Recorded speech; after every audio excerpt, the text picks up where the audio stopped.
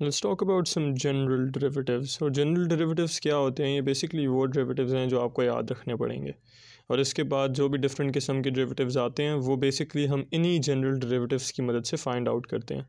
ये जो general derivatives अभी हम देखेंगे ना, ये आपको मोस्ट प्रॉब्ली याद करने पड़ेंगे। So let's start of with the first one, but before that दो की पॉइंट्स याद रखना बहुत ज़रूरी हैं। वो की पॉइंट्स ये हैं कि यहाँ पर जो x है ना, जो x है वो है एक इंडिपेंडेंट वेरिएबल। इंडिपेंडेंट वेरिएबल, इसका क्या मतलब होता है? इसका मतलब होता है कि जब भी हम y के लिए कोई इक्वेशन लिखते हैं तो वो इक्वेशन y जो उसमें जो इक्वेशन में जो y होता है वो y बेसिकली x के ऊपर डिपेंड कर रहा होता है। अगर मैं लिखूँ y is equal to x squared, तो इस y की वैल्यू इस x की वैल्यू पर डिपेंड करेगी। अगर x की वैल्यू 2 है तो 2 का स्क्वायर लोगे और आपके पास y की वैल्यू आएगी। ठीक है, तो बेसिकली x क्या चीज़ है? x वो चीज़ है जो डिपेंड नहीं कर रही y के ऊपर, लेकिन y वो चीज़ है जो डिपेंड कर रही है x के ऊपर। तो क्योंकि x किसी चीज़ पर डिपेंड नहीं कर रहा, x is the independent variable. और दूसरा x जो है ना वो अकेला है। ठीक है, सो x इज़ अलोन। अब मुझे नहीं पता इसको मैं और किस वर्डिंग में एक्सप्रेस करूं। इस बात का क्या मतलब है? इस बात का ये मतलब है कि you don't have 2x, you don't have x squared, you don't have x by 2, you don't have x plus 1। इस तरह का कोई सिचुएशन नहीं है। It's just your plain old x और उसके साथ कुछ भी नहीं है। ठीक है, so these two conditions are very important. इनको हम बाद में किसी वीडियो में देखेंगे कि क्यों ज़रूरी हैं, बट फॉर नाउ आप ये अपने पास नोट डाउन कर लें because these are really important. So let's talk about the first derivative. ठीक है, अगर हम इसका डेरिवेटिव लें तो इसका डेरिवेटिव क्या आएगा? वेल ये कौन सी सिचुएशन है? दिस इज़ एन x और x के ऊपर कोई पावर दी हुई है n। ठीक है ना, n could be anything, n could be 2, n could be 3, n could be 4, n could be anything. तो हमें पता है कि जब x के ऊपर पावर होती है तो हम क्या करते हैं? पावर को नीचे ले आते हैं, x से मल्टीप्लाई कर देते हैं और पावर में से 1 माइनस कर देते हैं। सो ये इसका डेरिवेटिव होएगा। ठीक है, अगर x के ऊपर पावर हो। उसके बाद let's look at the derivative of e of x। ठीक है, इसका डेरिवेटिव क्या होता है? e ऑफ x का डेरिवेटिव कैसे लेते हैं? अच्छा, डिफरेंस देखो, इसमें x था और x के ऊपर कोई पावर थी। इसमें e है और e की पावर x है। ठीक है, this is the function of e, this is an exponential function. इसका डेरिवेटिव भी आपको याद रखना पड़ेगा। तो सबसे आसान इसका डेरिवेटिव है, इट्स सिंपली e x। ठीक है, ये x का derivative is just e x। अच्छा, उसके बाद let's take the derivative of this thing. So this is not e, this is a and a is raised to the power x। अब यहाँ a क्या चीज़ है? a is basically representing any number। ठीक है, so it could be 1, it could be 2, it could be 3, it could be 1000, it could be any number।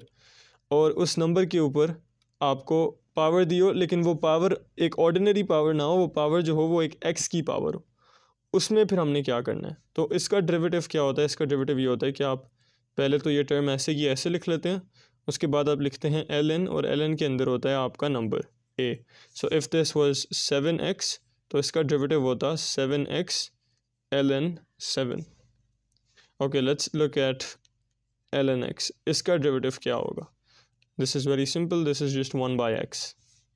Okay, let's look eight log a in brackets you have x। इस बात का क्या मतलब है? इसका मतलब है लेट्स सपोज आपके पास इस तरह से कोई चीज़ हो सकती है। So you have a logarithmic function और उसमें आपके पास log टू द बेस 3 हो सकता है, और फिर आपको ब्रैकेट के अंदर x दिया हो। ठीक है, so this is important information, क्योंकि ये x जो है ना ये इस जगह पर नहीं लिखा हुआ और ये 3 इस जगह पर नहीं लिखा हुआ। This is something else. ठीक है, दिस इज़ रॉन्ग। हम इस चीज़ का डेरिवेटिव सीख रहे हैं, इस चीज़ का डेरिवेटिव नहीं सीख रहे। So be careful about where the x is located.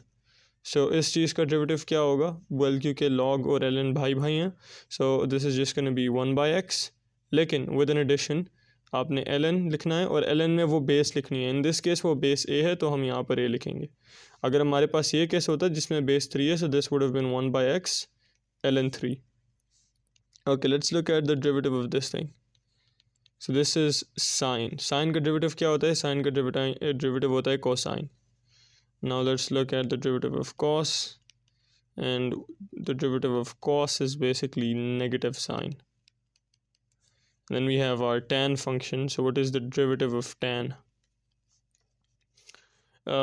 So the derivative of tan is going to be secant squared x, and what is secant, अगर आपने ट्रिग्नोमेट्री में पढ़ा हो तो secant is basically 1 by cosine x, और क्योंकि secant square था तो इस कोसाइन के ऊपर स्क्वायर होगा, ठीक है. That's some trigonometry there.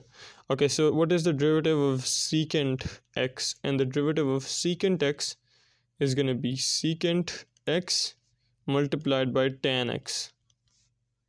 And then what is the derivative of cosecant x?